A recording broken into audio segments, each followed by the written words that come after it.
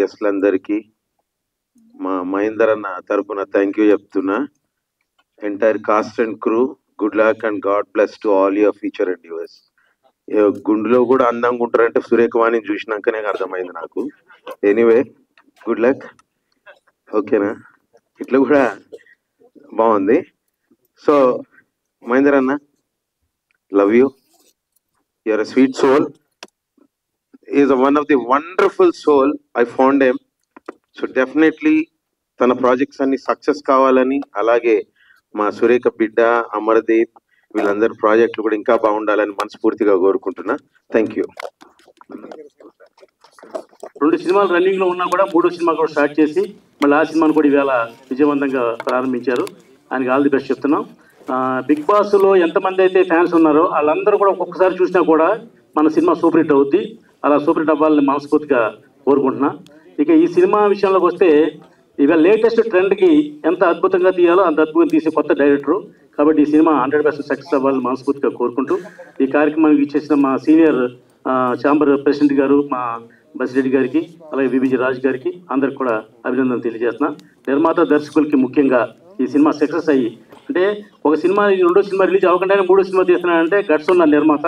ఆయనకి మరొకసారి మీ అందరి హర్షధ్వానాల రోజున అభినందనలు తెలియజేద్దాం. Thank you.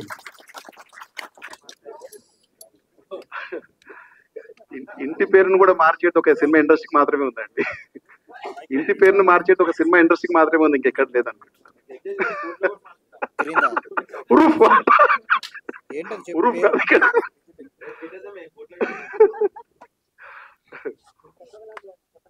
వేదికలను అలంకరించిన పెద్దలందరికీ, మీడియా మిత్రులందరికీ నమస్కారం. ఇప్పుడు ప్రేక్షకుల్లో ఒక మాట చెప్పాలంటే, ప్రేక్షకుల్లో మార్పు వచ్చిందండి. ప్రతి ప్రేక్షకులు సినిమా చూసే విధానంలో కూడా కంటెంట్ బేస్డ్ సినిమాలకు వాళ్ళు ప్రాముఖ్యత ఇస్తున్నారు. ఇప్పుడు ఈ సినిమా కూడా నేను బాబీ గారి సినిమా, బాలయ్య బాబు గారి సినిమా ఉన్నప్పుడు బాబీ గారు ఒకసారి వచ్చి, మన డైరెక్టర్ గారు మాల్యాద్రి గారు వచ్చి ఒక కంటెంట్ చెప్పాడు, ఒక లైన్ చెప్పాడండి. అంటే ద్వాపర యుగం నుంచి కలియుగానికి, అంటే అండ్ అధునాతనం నుంచి సనాతనానికి ఈ ఎట్లా కనెక్టివిటీ అంటే అప్పుడున్నది ఇప్పుడున్నది సేమ్. ద్వాపరయుగంలో ఏదైతే ఉందో, ఏదైతే సూర్యుడు వస్తున్నాడు, ఏదైతే చంద్రుడు వస్తున్నాడు, అదైతే ఎట్లాగైతే ఉందో ఈ రోజు కూడా ఇప్పుడు కూడా అట్లాగే ఉంది. లేలే పాయింట్ నాకు జస్ట్